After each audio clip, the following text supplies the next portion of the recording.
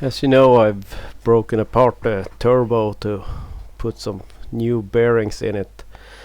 I decided to clean everything up really good before trying to assemble. Was still waiting on parts for that, so I can at least confirm that it's a Switzer S200 turbo you should buy for now, and they might list it as a Sisu kit. I did run into a few issues. I have 2 extra O-rings in the kit that I have no clue where they are needed, and some extra bolts.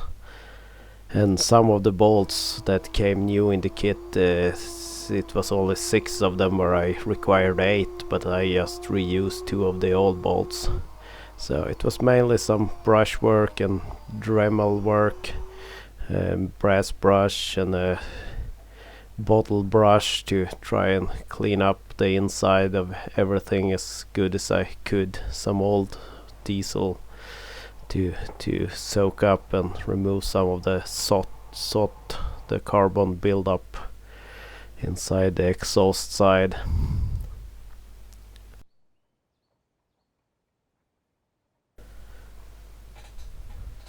And the brush got kind of stuck in there in a few places, but the new kit arrived. There are a lot better videos showing how to rebuild turbos out there, but it's quite simple. A few lock rings and a few brass bearings, and you can't really mess up if you just put it back where you took the different pieces apart. Ensure you get the lock rings in place fully seated so they don't come undone.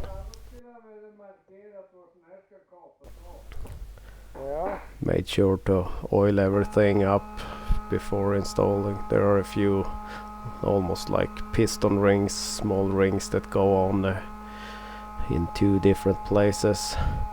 Here I lost a little video footage where I put back, I think it's kind of a splash shield, a metal plate that goes on top of the brass bearing or the brass plate.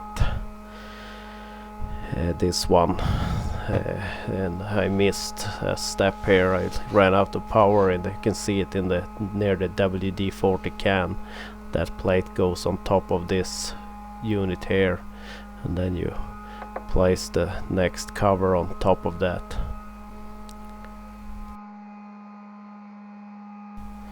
There is one of these kind of piston rings like pieces on the axle also. It's a little tricky to get it to seat fully, but a little force and then pushing down on it and wiggling it, and it will go right in. And here that brass bearing plate goes in place, and here I missed putting that metal plate on top of it, and then this was really hard to get it all the way down because it's an O-ring sealing, and there is a ring for this, or a groove for this lock ring.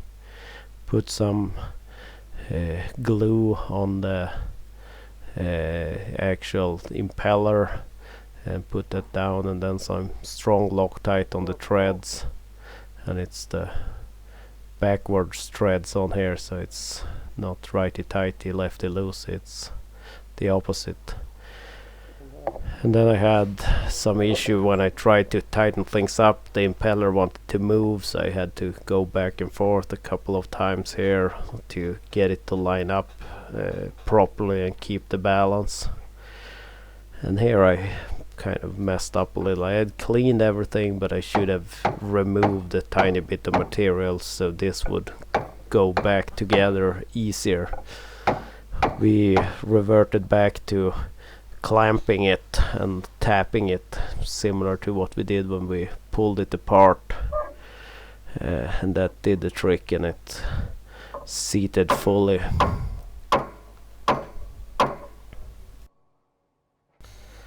The other side, the intake side, it's a lot easier to work with.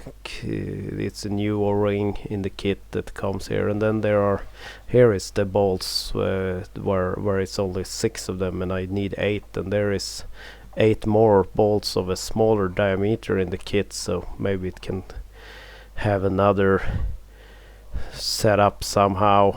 I don't know really, but it's back together and ready to go onto the machine by now.